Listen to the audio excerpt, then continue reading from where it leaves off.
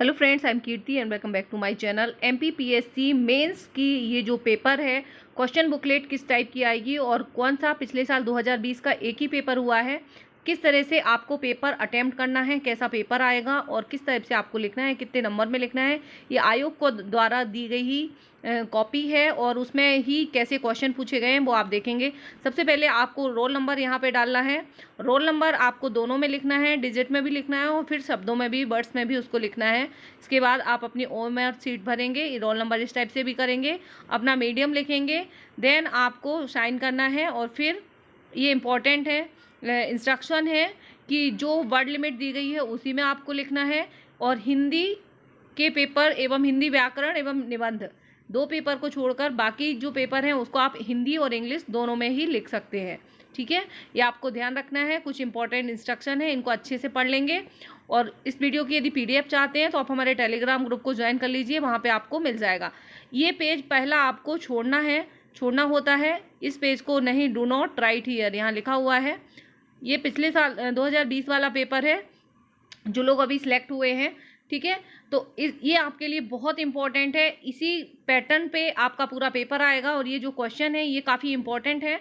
इनके यदि आंसर, ये जो पूरा ही पेपर है, इनके यदि आंसर आप चाहते हैं तो आप जो बेल आइकन है उसको प्रेस कर दीजिए। अब आने वाले वीडियोस में मेंस के लिए जो स्पेशल वीडियो सीरीज आएगी उसमें सारे ही क्वेश्चन पेपर जो हैं उनके आंसर सहित मॉडल आंसर दिए जाएंगे, जो कि आप लोगों को यूट्यूब पर फ्री ही रहेंगे। ठीक है, और यदि आप कोचिंग पढ़ना चाहते हैं, कोचिंग इंस्ट्रक्टर, तो वो पेड है। ठीक है, मंथली भी ले सकते हैं और आप पूरा पैकेज भी ले सकते हैं, उसके लिए आप कांटेक्ट कर सकते हैं।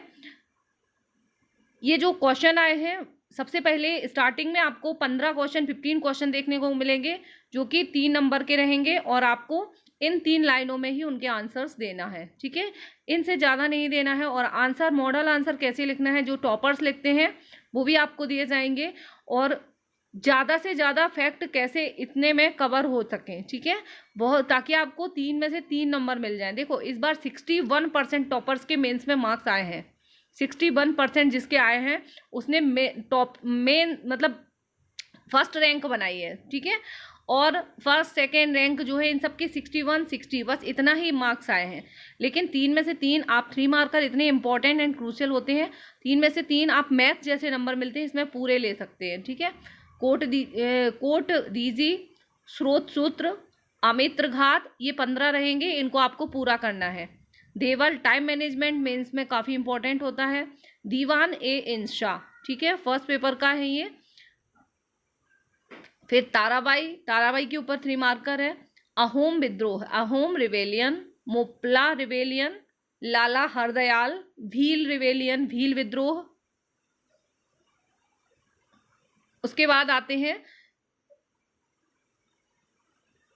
15 क्वेश्चन, ये जो 3 नंबर के चल रहे हैं यही हैं अभी।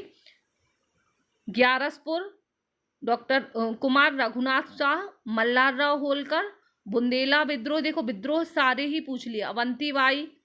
ठीक है, इस बार का पेपर तो अब एज इट इज भी आ सकते हैं। इसके आगे पीछे अब जो बच गए हैं वो अभी जो एग्जाम है उसमें आएंगे। और आपके लिए जो 2022 वाले हैं उनके लिए ये पेपर बहुत इंपॉर्टेंट है। एज इट इज क्वेश्चन आपको मिल सकते हैं, क्योंकि अल्टरनेट पेपर रिपीट होता है, ये पेपर का पैटर्न है। ठीक है, जो सेम क्वेश्चन भी उठ के आ सकते हैं, इसलिए इन क्वेश्चंस को आपको बहुत अच्छे से देखना है और इनकी बिल्कुल अच्छे से पोस्टमार्टम कर लेना है। पोस्टमार्टम इन द सेंस होता है मेंस आंसर राइटिंग में कि उसके मल्टी डायमेंशन आपको कवर करने हैं, इसके आसपास की चीज़ें पूरी कवर करनी है। देन ये आ जाते हैं आपके 5 मार्क्स के। ठीक है, अब 5 मार्क्स के क्वेश्चन है, 10 क्वेश्चन 5 मार्क्स के रहेंगे। अब देखो, यहाँ पे कोई भी आपको ऑप्शन नहीं मिलेंगे, आपको सारे ही 3 मार्क कवर करना है। इसी तरह 5 मार्क्स के भी आपको सारे ही क्वेश्चन कवर करना है। बालाथल संस्कृति क्या है, इसकी प्रमुख विशेषताओं का वर्णन करें, ये क्वेश्चन था। ठीक है, दूसरा है प्राचीन भारतीय वैज्ञानिक साहित्य पर निबंध लिखें। हिस्ट्री के क्वेश्चन इस टाइप से पूछे गए। नेक्स्ट है अकबर की धार्मिक नीति का मूल्यांकन करें, evaluate Akbar's religious policy. Bharat में परंपरागत कुटीर उद्योगों के पतन के कारण लिखिए। ठीक है, और नेक्स्ट है भारत का उदय गणतंत्र के रूप में हुआ है, संक्षिप्त वर्णन कीजिए। इसका मतलब है give a brief description of India rise as a republic. ठीक है, भारत का जो उदय हुआ है वो रिपब्लिक के रूप में हुआ है, इसका मीनिंग बताना है। ठीक है, और नेक्स्ट है मध्य प्रदेश के पुनर्गठन के बारे में विवरण दीजिए। ठीक, रीऑर्गेनाइजेशन ऑफ मध्य प्रदेश। ठीक है, इसका डिस्क्राइब करना है। तो इस तरह के 5 मार्क्स के आपको कैसे वेस्ट मॉडल आंसर कैसे रहेंगे, किस टाइप से आइडल आंसर हो सकता है जो कि आपको लिखना है, उसके भी आपको इम्पॉर्टेंट वीडियो सीरीज में कवर कराई जाएगी। यूट्यूब पे पूरा कवर तो नहीं हो पाएगा, जो लोग पर्सनली गाइडेंस लेते हैं उनको पूरा कवर होगा, लेकिन फिर भी आपको काफ़ी बेनिफिट यूट्यूब के माध्यम से मिल सकेगा। ठीक है, नेक्स्ट है झंडा सत्याग्रह पर प्रकाश डालिए। झंडा सत्याग्रह 5 मार्क्स में पूछा गया था, ये पिछले साल 2020 वाला पेपर है जो हुआ था। मध्य प्रदेश के प्रमुख स्थानीय त्योहारों का विवरण दीजिए। ठीक है, फेस्टिवल्स ऑफ एमपी मेन जो है, तो उनको इतने में आप कैसे लिखेंगे कि आपको 5 में से 4 मार्क्स मिल ही जाए। ठीक है, और भोपाल रियासत के बारे में संक्षिप्त विवरण दीजिए।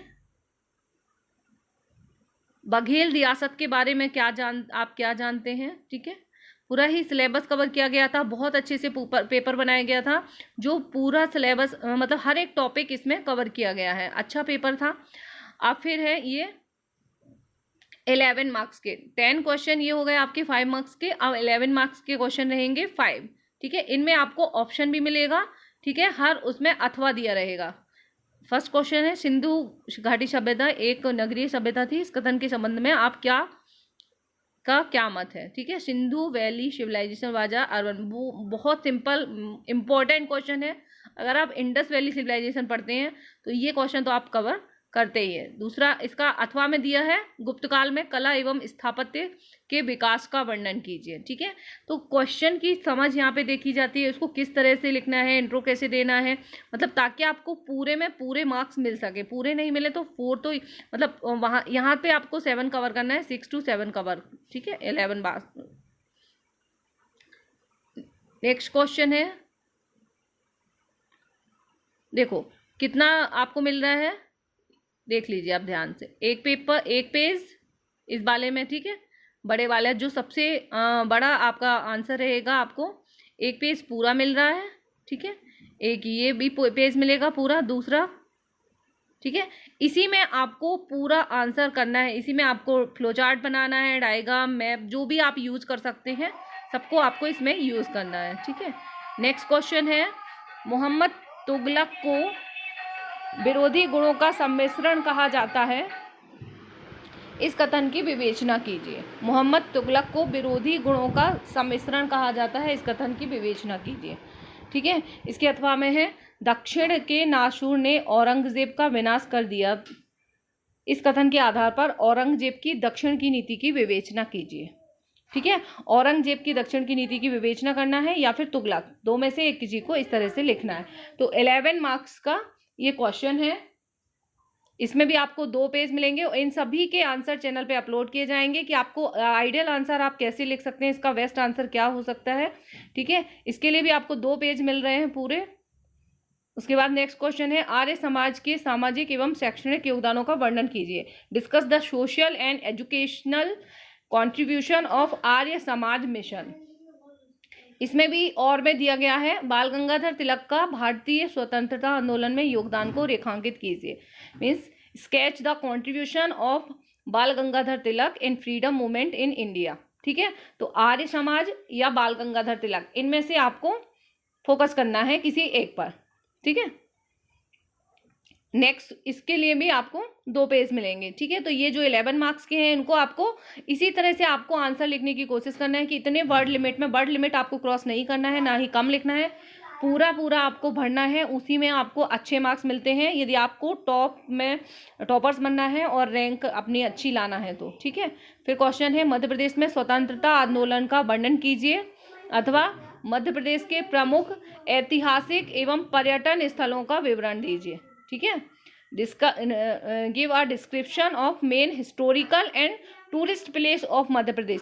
अब इतने सारे हैं, उन सभी को इसमें डालना है। ठीक है, या तो स्वतंत्रता आंदोलन का वर्णन कैसे करना है, तो बहुत मतलब सारे फैक्ट आपको कवर करना है, इंट्रो भी अच्छा देना है, कंक्लूजन भी अच्छा देना है, मैप भी डालना है, फ्लो चार्ट, डायग्राम, जो भी आप बना सकते हो सब कुछ आपको इसमें कवर करना है, वही आपका अच्छा आंसर होगा।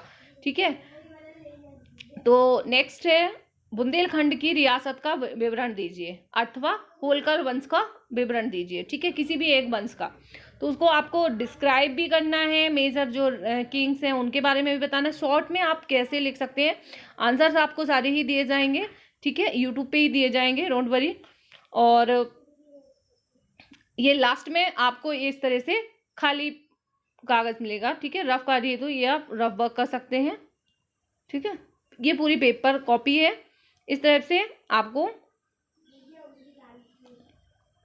ये पेपर दिया गया है। ठीक है, तो आपको पार्ट ए है ये, इसी तरह से पार्ट बी जो है वो आपके लिए लाएंगे, और सारे ही पेपर इन सभी की पीडीएफ जो है वो अपने टेलीग्राम ग्रुप पे शेयर कर दूंगी, वहां से आप इसको डाउनलोड कर सकते हैं।